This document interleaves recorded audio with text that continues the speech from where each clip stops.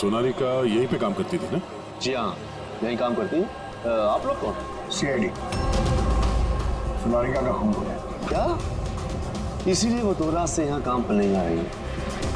हाँ, मगर हमें उसकी लाश नहीं मिली है। और इसके साथ साथ ये बकुल नाम का आदमी है, इसका भी खून हुआ। हम ये जानना चाहते हैं कि सोनालिका का इस बकुल के साथ क्या संबंध है? संबंध के बारे में तो नहीं पता, लेकिन हाँ, ये आदमी कभी कभी हमारे बारे में सोनालिका को लेने आता था। फिलहाल आपको इसके बारे में ज्यादा जानकारी तेजी ही दे सकती है साहब। ये तेजी कौन है? सर, ये है तेजी।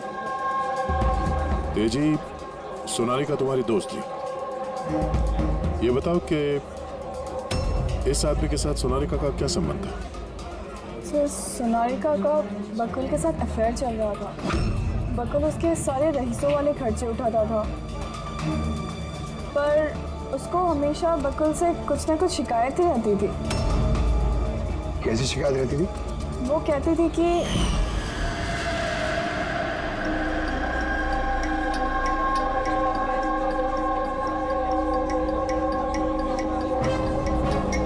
सोनालिका, क्या हुआ? मैं बकुल के साथ ना अब ये रिश्ता और नहीं रख पाऊंगी। क्यों, क्या हुआ?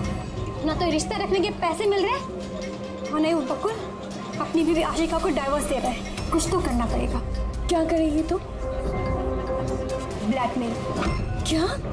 मैं उसे ब्लैकमेल करूंगी जिसने मुझे ये नाटक करने के लिए कहा है। तो कोई सोनालिका को पैसे दे रहा था बकुल के साथ प्यार का नाटक करने के लिए। मास्टरमाइंड कोई और ही है? हाँ, और उसी मास्टरमाइंड ने प्लान किया और इस सोनालिका और बकुल को मार दिया। और आशिका का वहां पर आना प्लान में शामिल नहीं था। समझ में नहीं आ रहा है कि ये बकुल अपनी फ्लाइट छोड़कर घर वापस क्यों आया। और सर, अगर खूनी को बकुल की गर्लफ्रेंड को मारना ही था तो कहीं और भी मार सकता था। वहाँ घर पे क्यों किया? तो शायद खूनी को पहले से पता था कि बकुल के घर में कोई नहीं, इसीलिए उसने धोखे से सोनालिका को वहां पे बुलाया और उसी समय बकुल और आशिका वहां पे पहुंच गए होंगे। ये हो सकता है। तो सर, लाश को घर से बाहर कहाँ लेके गए होंगे और कैसे? क्योंकि बकुल के घर की सारी गाड़ियां तो पहले से बाहर थी। खूनी अगर चाहता है तो क्या लाश के टुकड़े करके वो सूटकेस में भी ले जा सकता है, या फिर लाश के टुकड़े करके वो प्लास्टिक के थैलियों में भी डाल सकता है। कचरे की थैलियां हैं प्लास्टिक की। हाँ सर। एक कार खड़ी थी, एक बाइक, सर एक गार्बेज वैन भी था। क्या? रात के 1 बजे? रात के 1 बजे बंगले के बाहर एक कचरे की गाड़ी खड़ी थी। इसका मतलब है सर, ये खून प्लांट था। तो खूनी गार्बेज वैन लेके आया था लाश को ठिकाने लगाने के लिए। और सर, ये फ्लोरेसेंट ऑरेंज कपड़े गार्बेज वैन वाले तो पहनते हैं। सर, चेतन जिस कंपनी के बिजनेस डिनर पे गया था, ऐसी कोई कंपनी रजिस्टर्ड ही नहीं। मेरी बिजनेस मीटिंग थी होटल क्रिट्स में। और कीर्ति की माँ ने बाहर कुछ भी नहीं कहा। मेरी मदर बांद्रा रहती है, उनको अचानक फूड पॉइजनिंग हुआ था, मैं उनके पास ही गई थी। फिर भी उसे फूड पॉइजनिंग हो। ठीक है, ये भी पता लगाना चाहिए कि जिस रात बकुल और सोनालिका का खून हुआ, उस रात खंडाला से कोई टैक्सी या प्राइवेट गाड़ी आई थी क्या बंगले पर? अपनी माँ की बीमारी के बारे में सच सच बताओ। उनकी मेड शीना का कहना है कि उनकी जो भी हालत थी घर के खाने की वजह से नहीं हुई। हाँ, ये सच है।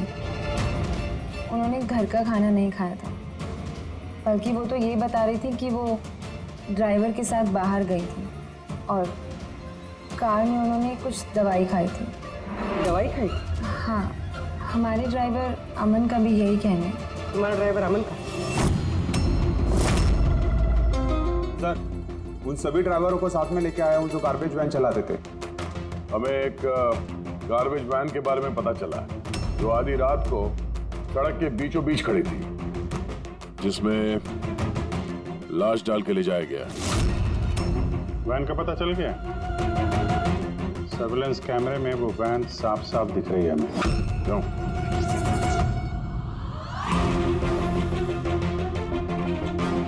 तो मोहन है उस वैन के ड्राइवर? नहीं सर, मुझे कुछ नहीं पता। मेरा भाई लेकर गया था सर उस वैन को। अब वो उसे कहाँ लेकर गया था और क्यों लेकर गया था मुझे कुछ नहीं बताया सर उसने। फोन लगा उसका? जी सर।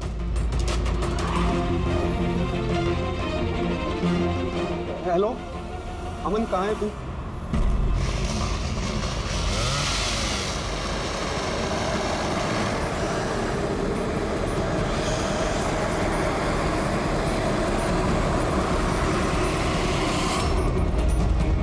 क्या भाई, कैसा है?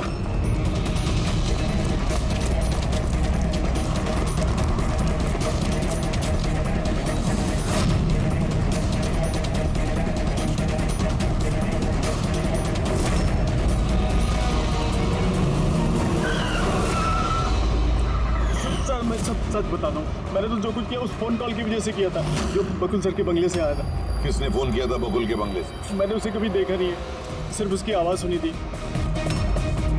औरत ही आदमी? सर कभी कभी तो औरत की आवाज़ में फोन आता था और कभी आदमी की आवाज़ में। सर ये जो कोई भी है ना, ये बकुल के घर वाला ही। हाँ, मगर तूने ये सब किया क्यों?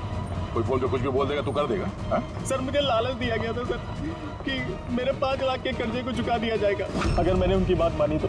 सर मैं लालच में आ गया था, मगर मैंने कोई खून नहीं किया सर, मैंने तो सिर्फ लाश को टिकाने लगाया था सर। लाश का?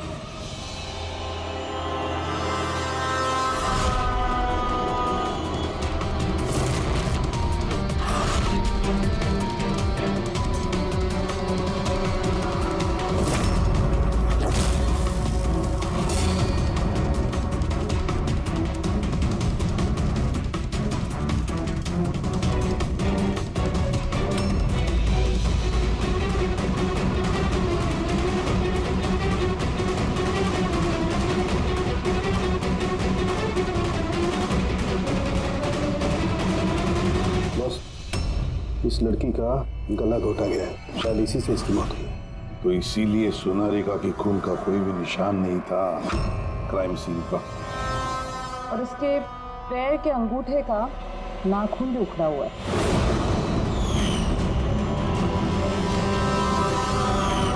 और सर ये क्या है, ये पीला पीला पार्टिकल?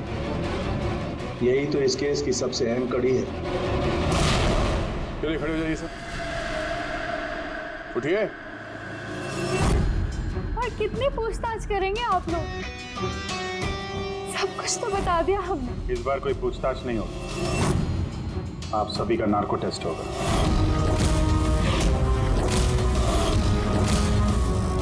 नार्को टेस्ट क्यों पर? क्योंकि आप में से कोई है जो सच नहीं बोल रहा।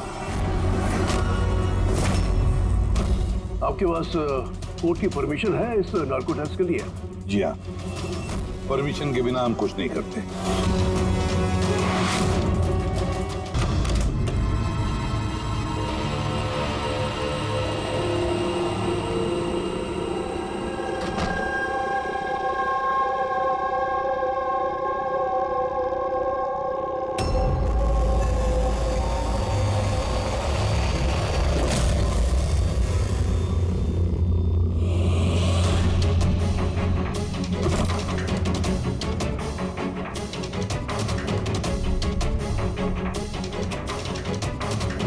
बकुल से आज बात करनी पड़ेगी, चाहे कुछ भी हो, बकुल से बात करनी ही पड़ेगी।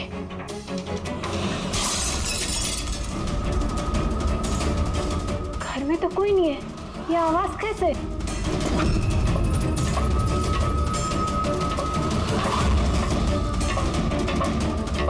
कीर्ति, बकुल, तो कुछ बोलता क्यों नहीं है? कीर्ति, भैया, कीर्ति।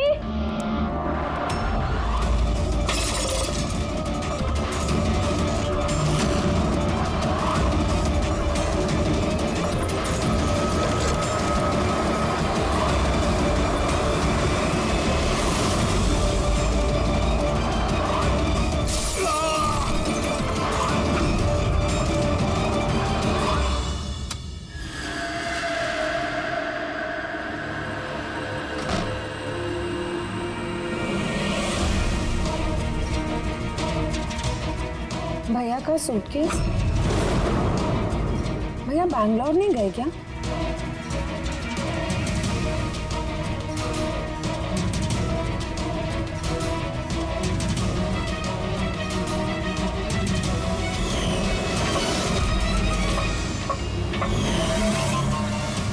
भाभी भी वापस आ गई।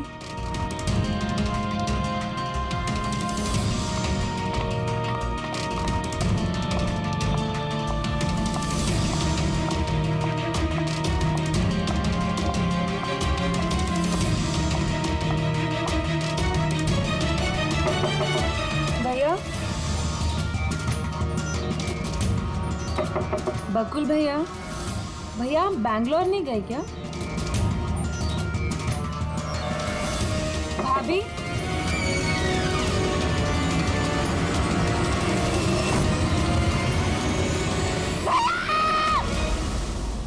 देखो गिरती, ये खून का मामला, एक बार फिर से सोच लो। क्या तुमने जो कुछ भी कहा वो सच है?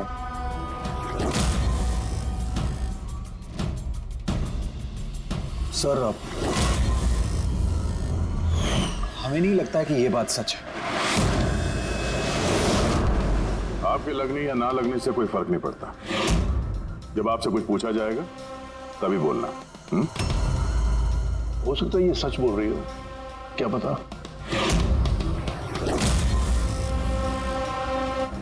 मैं पागल नहीं हूँ, मैं होश में हूँ। मैं कह रही हूँ ना आपको कि आशिका भाभी ने खुद ही बोला है कि उन्होंने बकुल भैया को खून किया है।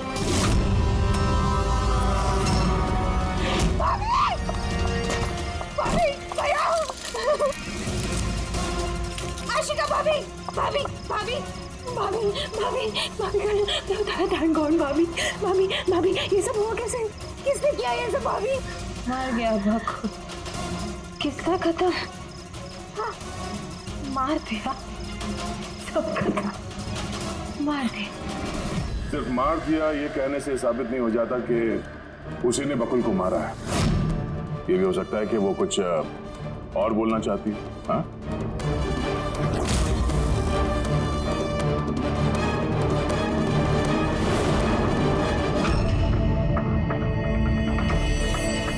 एक बात बताओ, जब बकुल का खून हुआ उस वक्त तुम सब लोग कहां पर थे?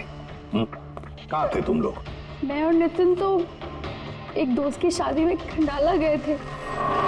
कीर्ति का कॉल आया और हम भागे चले आए। मेरी बिजनेस मीटिंग थी होटल किड्स में, वहाँ एक क्लाइंट के साथ डिनर था। जैसे ही नितिन का फोन आया तो मैं यहाँ पर चला आया। और आप कीर्ति, आप कहाँ थी? मैं बाहर गई हुई थी। कीर्ति बाहर गई थी, चाचा जी क्लाइंट के साथ मीटिंग में थे और आप दोनों खंडाला गए थे। उस वक्त बकुल और आशिका घर में अकेली थी, है ना? बकुल भैया भी बैंगलोर जाने वाले थे। उनकी 11 बजे की फ्लाइट थी और आशिका भाभी तो पार्टी में गई थी। आप सब घर में नहीं थे तो फिर बैंगलोर जाने वाला बकुल वापस क्यों आया घर पे? और ये आशिका, वो पार्टी से वापस क्यों आई? तो वो आप जाकर आशिका भाभी से पूछिए ना कि वो इतनी जल्दी वापस क्यों आ गई। वो तो घर पे ये बोलकर गई थी ना कि वो सुबह वापस आएंगी। वो तो हम पूछेंगे उससे। फिलहाल आप बताइए, आप कहाँ गई थी बाहर? मेरी मदर बांद्रा रहती है। उनको अचानक फूड पॉइजनिंग हुआ था, मैं उनके पास ही गई थी और फिर वहीं से मैं आई। वाह, हर एक के पास एक्सप्लेनेशन है कि बकुल के खून के वक्त मैं यहाँ था, मैं वहां थी, मैं वहां गया था। सबके पास एक्सप्लेनेशन है। लेकिन आप सब लोग एक बात अच्छी तरह से याद रखना, हम सीआईडी वालों से सच ज्यादा देर तक छुपता नहीं, सामने आकर ही रहता है।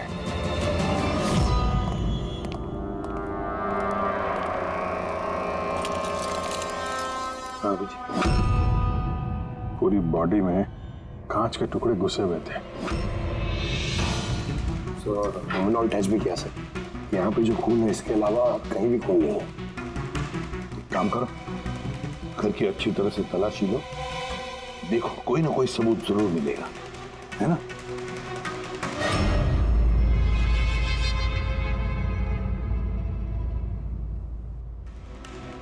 ये बता।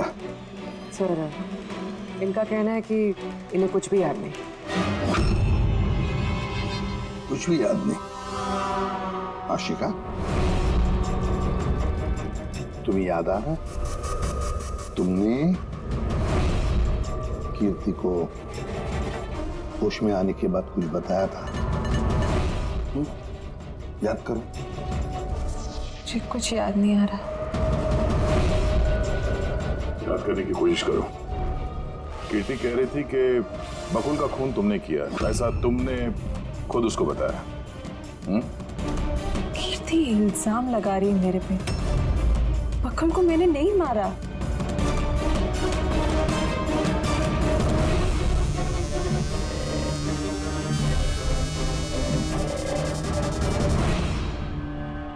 सर, कहीं ये याददाश्त जाने की एक्टिंग तो नहीं कर रही है? हो सकता है, क्योंकि बकुल यहाँ कमरे में खून से लथपथ पड़ा है तो इसके सर पे थोड़ा सा निशान है, बस। बेहोश हुई कैसे? वही तो, इससे सच उगलवाना पड़ेगा। कैसे उगलवाएंगे सर?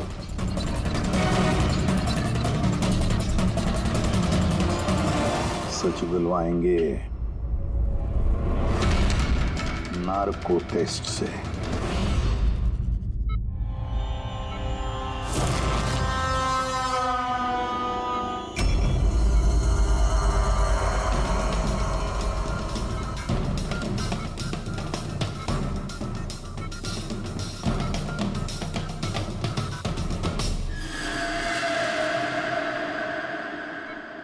अप्रैल की रात को जब आप पार्टी से घर लौटी तो क्या हुआ था? मैं घर में घुसी, बकुल चिल्ला रहा है। फिर क्या हुआ? फिर मैं रूम में गई देखने के लिए। क्या देखा आपने?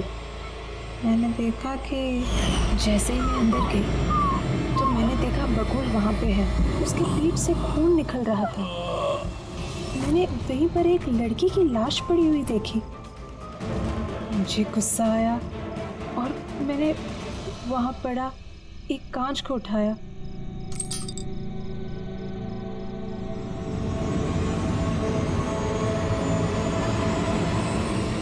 और बकुल को मार दिया। तभी मुझे मेरी गर्दन पे प्रेशर महसूस हुआ। मैं बेहोश होने लगी। बेहोश होने से पहले मैंने दरवाजे पे एक फिगर को देखा जिसने ऑरेंज फ्लोरेसेंट जैकेट पहन रखी थी। आदमी था या औरत थी? आदमी। ओके, फिर क्या किया उसने? वो मेरे पास आ रहा है, शायद मुझे मारना चाहता है। अच्छा आशिका, तुमने वहाँ किसी औरत की लाश को देखा था?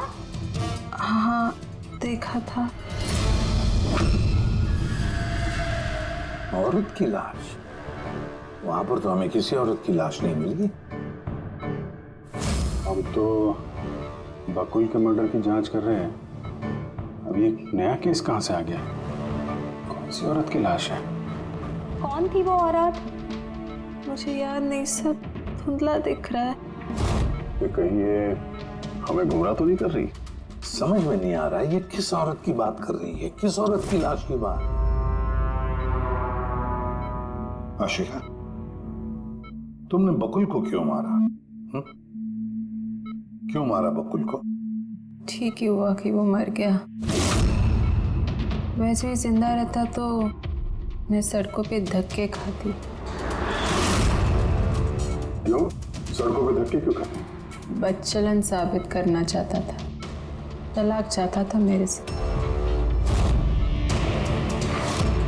अच्छा, वो मरी हुई औरत वो कौन थी?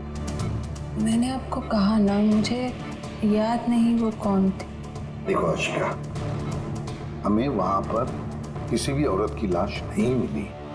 तो कहाँ गई होगी वो लाश? मुझे जब होश आया वो लाश वहां से जा चुकी थी। और वो फ्लोरेसेंट ऑरेंज कलर का जैकेट पहना हुआ आदमी? वो धुंधला धुंधला सा दिख रहा था, दरवाजे पे ही खड़ा था, शायद मेरे बेहोश होने का इंतजार कर रहा था।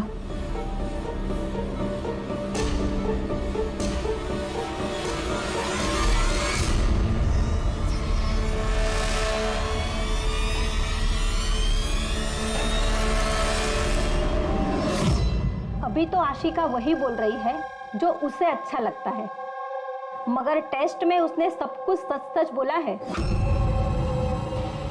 Thank you sir. अगर इसने नार्को टेस्ट में सच बोला है तो हमें उस मरी हुई औरत के बारे में पता करना पड़ेगा। लगता है क्राइम सीन पर दोबारा जाना पड़ेगा। अच्छी तरह से फिर से चेक करते हैं, कोई ना कोई सबूत तो मिलेगा ही मिलेगा। सर ये मशीन कोई स्पेशल मशीन है? ये मशीन छोटे से छोटा सबूत ढूंढने में भी सक्षम है, जैसे कि माइक्रोब्स जो अक्सर धूल में मिल जाते हैं। और ये जो मशीन है ना, इस कमरे में छोटा से छोटा जो डस्ट पार्टिकल होगा ना, छोटे से छोटा, उससे उस जैकेट वाले आदमी का पता बता देगी जो इस कमरे में मौजूद था। बहुत बढ़िया।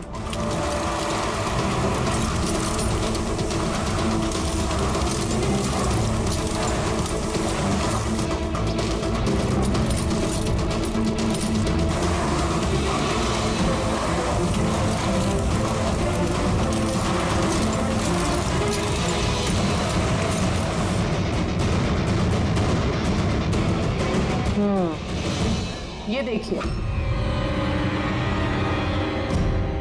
जो हमारी नजरों से बच गया वो इस मशीन ने ढूंढ निकाला।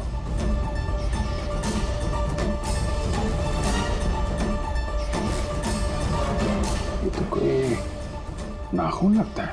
वो भी नेल पेंट लगा हुआ, डेफिनेटली कोई औरत का है। मगर सर यहाँ कैसे? शायद भागा दौड़ी हाथापाई में किसी चीज से ठोकर लगी होगी और नाखून यहाँ पे रह गया। घर वालों का पता करो, इनमें से तो किसी का नहीं।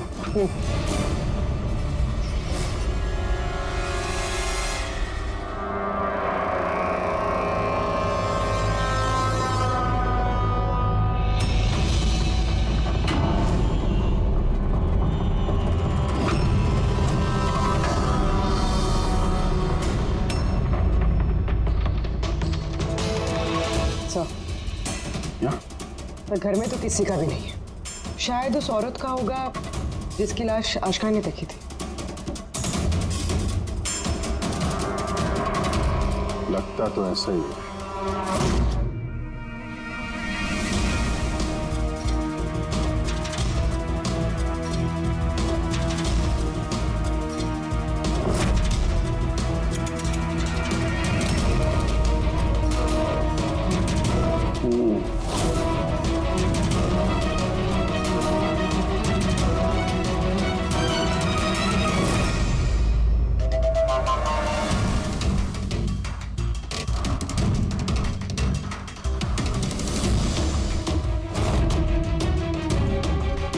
ये बात है तरीका।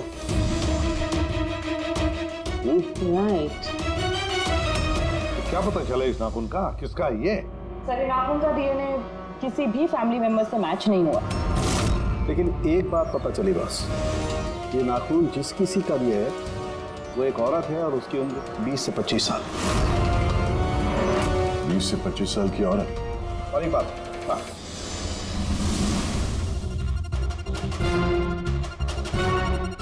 ये जो बारीक बारीक सफेद सफेद कण देख रहे हो ना, ये high percentage of high and नाखून में सुनिए। कोई औरत ड्रग एडिक्ट भी है? हाँ, घर परिवार की नहीं, बाहर की है। सर कोई बाहर वाली वहां पे आई है तो किसी कार, ऑटो, टैक्सी वगैरह ही किया होगा।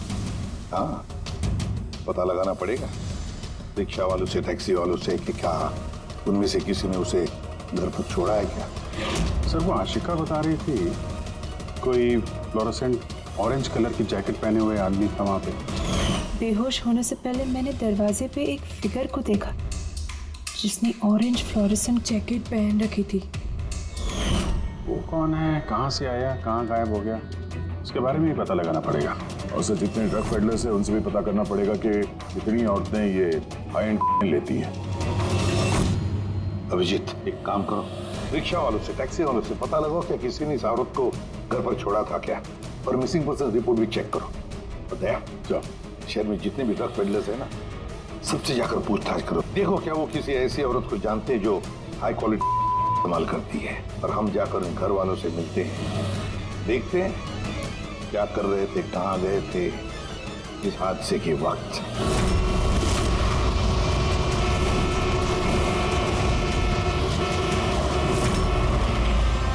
तुम्हारी एसोसिएशन से पता चला है कि 10 तारीख को यानी परसों रात में तुमने शांति निवास बंगलों में किसी लड़की को छोड़ा था। हाँ सर, छोड़ा था।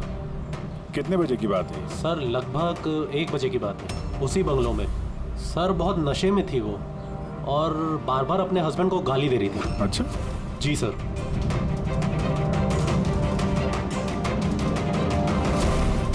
ये लड़की थी वो? हाँ सर, यही थी वो। वहाँ बंगलों के आसपास कुछ गड़बड़ लगी क्या? नहीं सर, गड़बड़ तो कुछ नहीं लगी, सब कुछ नॉर्मली था। और एक कार खड़ी थी, एक बाइक और सर एक गार्बेज वैन भी था। Garbage van? जी सर।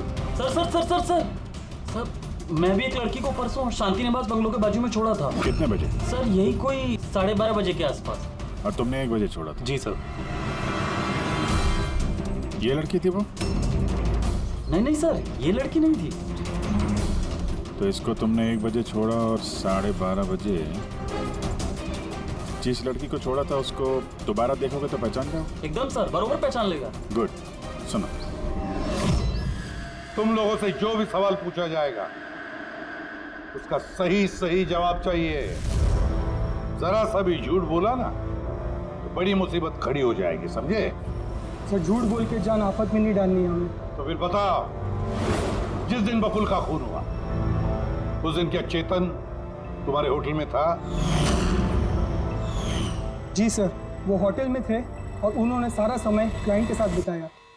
उन्होंने क्लाइंट के साथ डिनर भी किया। अच्छा, तो ठीक है, क्लाइंट के सारे डिटेल्स चाहिए हमें, और उस दिन का सीसीटीवी फुटेज भी।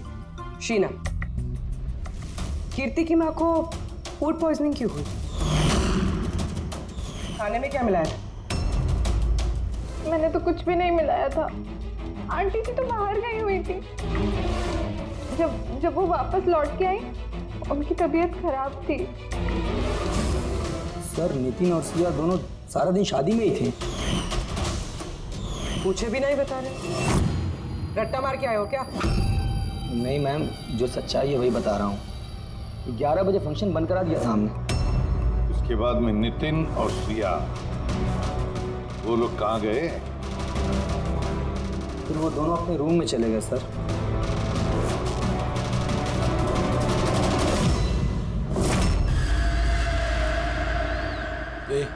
ये माल किधर मिलेगा?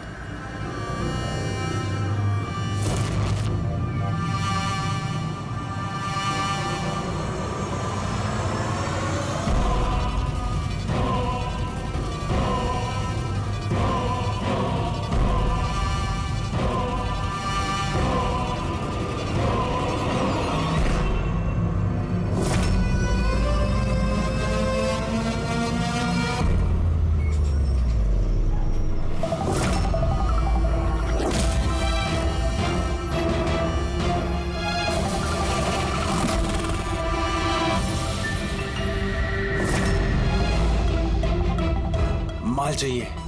मिलेगा। कितना चाहिए और पेमेंट कैसे करेगा? पेमेंट माल इस्तेमाल करने के बाद। माल इस्तेमाल करने के बाद भागने के बारे में ना सोचना भी मत। मेरे पास हर एक क्लाइंट की ना कुंडली है, कुंडली, और उस कुंडली में लिखा है कि मेरा क्लाइंट ओवरडोज से मरेगा या मेरी बंदूक की गोली खा के। मगर तेरी कुंडली में लिखा है जेल जाना। उन सब औरतों के फोन नंबर चाहिए हमें जिन्हें तुम ड्रग सप्लाई करते हो। जल्दी लाओ।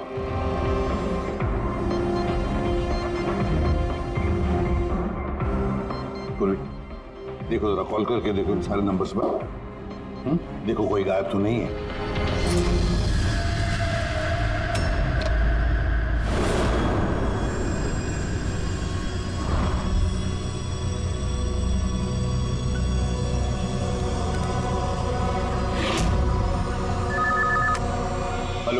जी, मैं सोनारिका से बात कर सकती हूँ? देखिए मैम, सोनारिका जो है 2 दिन से यहाँ काम पर नहीं आ रही है। क्या? और जिसकी वजह से हम लोग भी परेशान हैं। 2 दिन से? ठीक, thank you. Sir, sir diary में जो फोटोज थी उनमें से ये वाली लड़की गायब है। इसका नाम सोनारिका है और ये एक बार में काम करती है। हाँ। 2 दिनों से गायब है। ये सोनारिका, ये तुम्हारी क्लाइंट है? हाँ सर। इसी लड़की को छोड़ा था तुमने? हाँ सर, यही थी, यही थी। आशिका ने इसी को देखा होगा। बकुल के परिवार वालों को अंदर देख रहा हूं। जरा ध्यान से देखिए ये फोटो। ये वो लड़की है जिसकी लाश आपके घर से मिली थी। आप लोग जानते हैं सर? हाँ? नहीं सर। मैंने देखा है इसे बकुल भैया के साथ 2 महीने पहले। बकुल भैया के साथ 2 महीने पहले? कहां पर देखा था? एक होटल के बाहर, और भैया ने कहा कि ये उनकी क्लाइंट है। अच्छा, एक ड्रग एडिक्ट बार में काम करने वाली लड़की के साथ बकुल था और इनसे झूठ बोल रहा था कि क्लाइंट है। क्यों झूठ बोला उसने?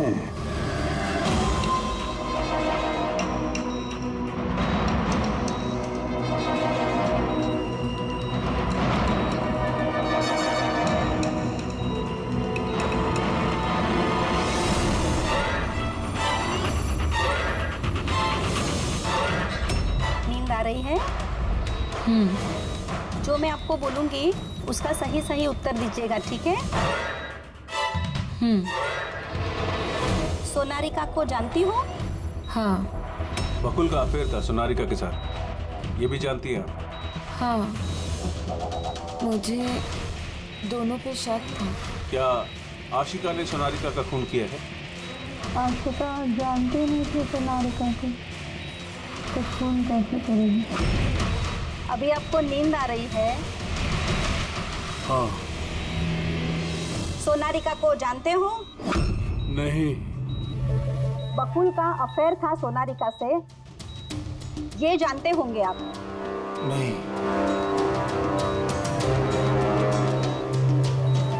क्या आशिका ने सोनारिका का खून किया है?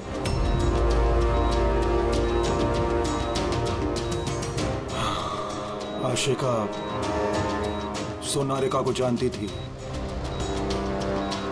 आशिका ने ही बकुल और सोनारिका का खून किया है। उसी ने ये खून की साजिश रची थी। आशिका की हरकतें कुछ दिनों से काफी अजीब थी। ये बात मैंने बकुल को बताई थी। क्या हुआ सर? हुआ कुछ नहीं नितिन, सिर्फ इतना बताना था कि ट्रुथ सीरम के असर से इंसान सिर्फ उतना ही बताता है जितना उसे पूछा जाता है, ज्यादा कुछ नहीं बताता। अब बात यह है कि इंसान का दिमाग अपना मेमोरी शेयर करता है पर ओपिनियन नहीं देता, जैसे तुमने अभी दिया। अब सारी असलियत फटाफट बता दे, वरना असली वाला सीरम देना पड़ेगा तुझे। असली ट्रूथ सीरम मतलब ये कि हमने जो सीरम दिया था वो ट्रूथ सीरम नहीं था, ग्लूकोज का इंजेक्शन था। What? शक तो हमें तुम पे पहले से ही था, लेकिन सारी सच्चाई तुम्हारे मुंह से सुनना चाहते थे। नितिन, सब कुछ तुमने बड़ी सफाई से, बड़ी चालाकी से किया था, लेकिन सोनारिका के चेहरे पर जो हल्दी लगी थी ना, उसने तुम्हें पकड़वा दिया। वही हल्दी जो शादी के वक्त तुम्हारे हाथ में लगी थी। ये पीला पीला पार्टिकल दरअसल हल्दी है, और इस हल्दी में आटा और तेल भी मिला हुआ। आटा, तेल, हल्दी। चेहरे पे हल्दी नहीं है, सिर्फ यहाँ कदम के पास। कहाँ से आई होगी ये हल्दी? सर सिया बता रही थी कि वो लोग खंडाला गए थे शादी के लिए, और वहाँ पे हल्दी की रस्म में शामिल भी होते हो लोग।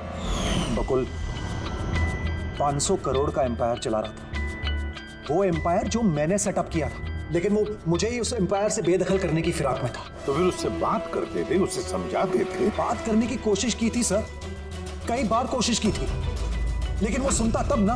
भाई था वो मेरा, मैं नहीं मारना चाहता था उसे, लेकिन वो पूरा एम्पायर अपने नाम पे करवाना चाहता था। इसीलिए फिर मैंने भी एक प्लान बनाया। क्या प्लान बनाया? बकुल और आशिका के आए दिन झगड़े होते रहते थे। वो आशिका को छोड़ना चाहता था। मैंने सोनारिका को पैसों का लालच दिया और उससे कहा कि बकुल से झूठ मूठ का प्यार का नाटक करे और एक दिन आगे जाके उससे शादी भी करे। दरअसल मैं सोनारिका के जरिए अपना एम्पायर हासिल करना चाहता था। मगर उसे क्यों मार दिया? वो तो तुम्हारा साथ दे रही थी। शुरू में सर, लेकिन बाद में उसने मुझे ब्लैकमेल करना शुरू कर दिया। और इसलिए तुमने सोनारिका को धोखे से घर बुला लिया। हाँ सर, उस रात मैंने ऐसी सिचुएशन क्रिएट की जिससे कि सब लोग घर से बाहर रहे।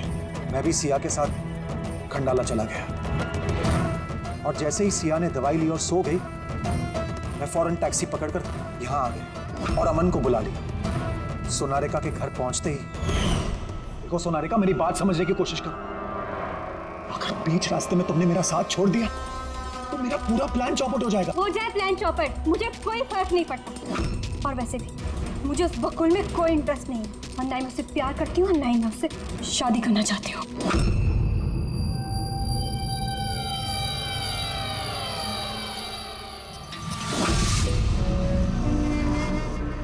देखो, अगर तुमने मेरा साथ नहीं दिया तो बहुत पछताओगी, बता रहा हूं मैं। धमकी दे रहे हो तुम मुझे? धमकी दे रहे हो तुम मुझे? हाँ? ऐसा ही समझ लो।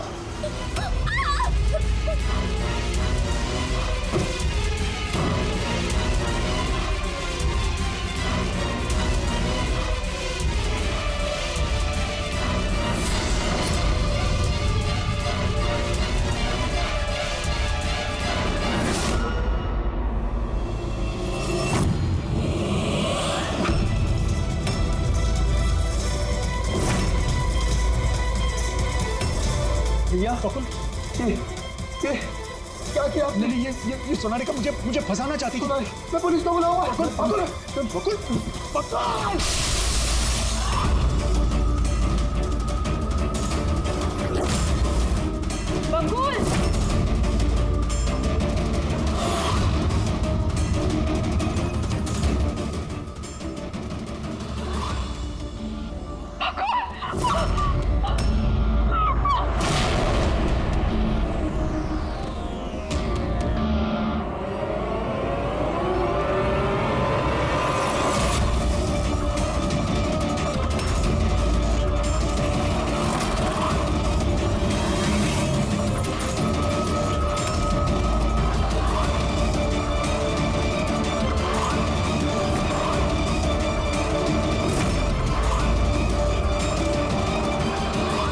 अमन को फोन पे पहले ही बता दिया था सोनारिका की लाश को ठिकाने लगाने के लिए। उसने बिल्कुल वैसा ही किया।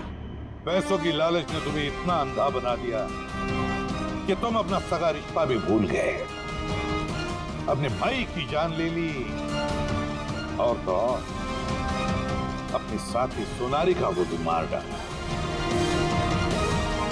कानून तुम्हें कभी माफ नहीं करेगा, कड़ी से कड़ी सजा होगी, शायद फांसी।